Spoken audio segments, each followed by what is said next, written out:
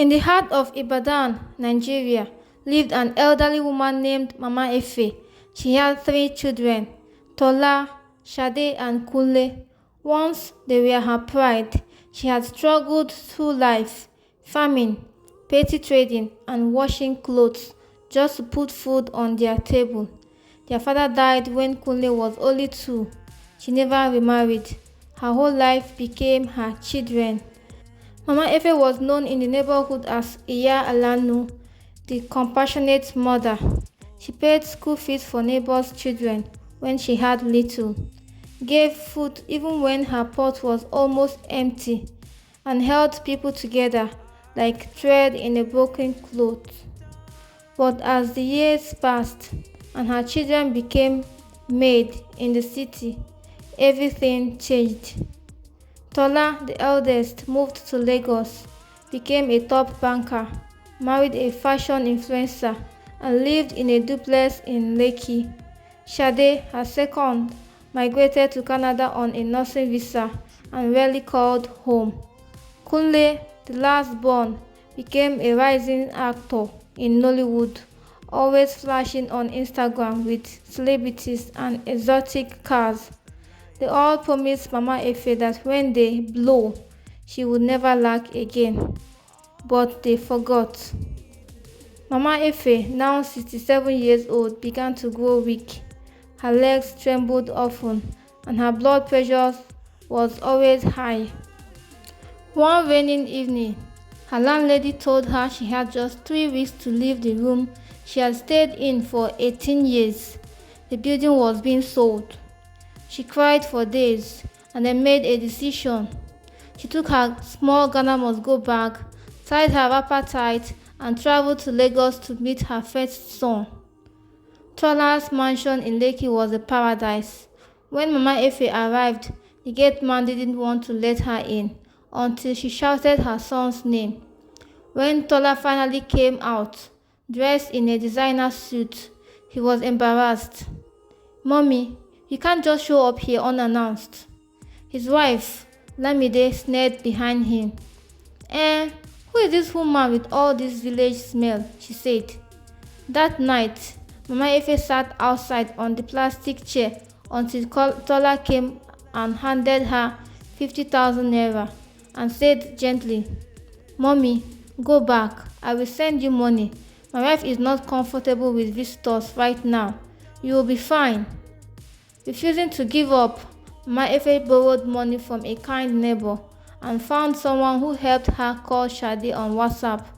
After crying and begging, Shade finally sent her flight ticket to come to Canada. When Mama arrived in Toronto, she marveled at the snow and lights. But Shade met her at the airport with an awkward smile. Shade's new life was cold, not just the weather. Her fiancé was white, and her friends saw Mama Ephe as a cultural burden. Shade made her mother stay in the basement. She forbade her from speaking Yoruba outside. She even told people her mom was just visiting briefly. After 2 weeks, Shade bought a return ticket to her. "Mama, I can't do this. My life is too busy, and you don't fit into it." Defeated and heartbroken, Mama Ephe returned to Nigeria and decided to try her last child, Kunle. Kunle, the golden boy of Nollywood, picked her up in a Range Rover and took her to a luxury apartment in Lekki Phase 1.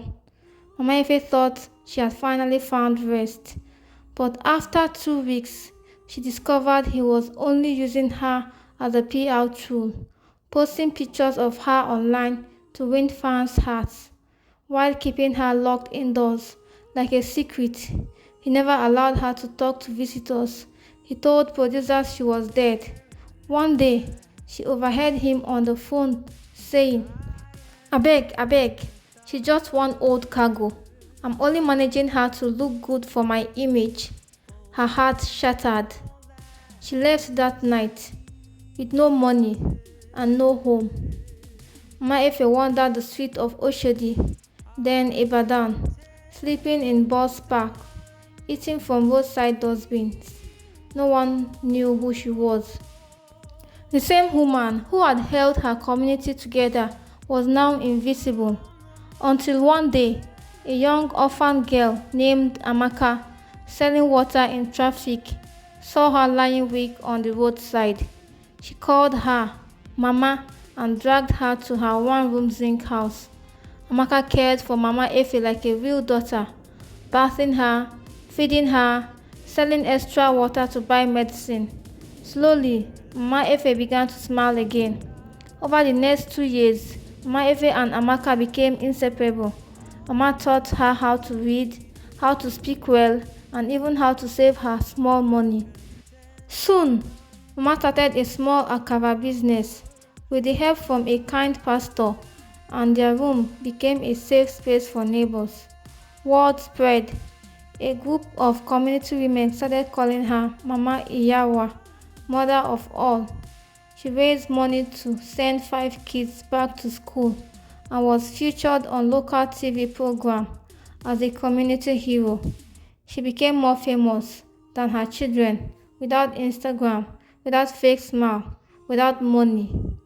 One evening, a rich NGO woman named Mrs. Okoye, who saw the TV program, offered Mama Ephe a permanent home and helped set up a foundation in her name, the Mama Ephe Hope Initiative. The foundation went viral. Journalists came, celebrities started reaching out, and then her children saw her on TV. Suddenly, Shade called, "Mama, I saw you. I'm so sorry." Tola came with flowers. "Mommy, forgive me." Kunle showed up with cameras. "Mama, we are one big family again." But Mama Ephe looked at them with eyes dry from too many tears. At a press conference for her foundation, the media asked Mama Ephe, "Will your children be involved in your initiative?" She smiled gently, then looked directly at the cameras. "I had 3 children by blood, but they rejected me when I needed them most. They didn't just break my heart, they buried me alive.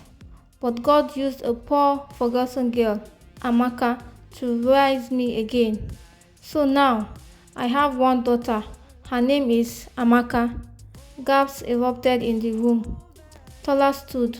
"Mama, you can't say that." Shade sobbed, "Please, we are just overwhelmed." Kunle said, "Don't do this. You are embarrassing us."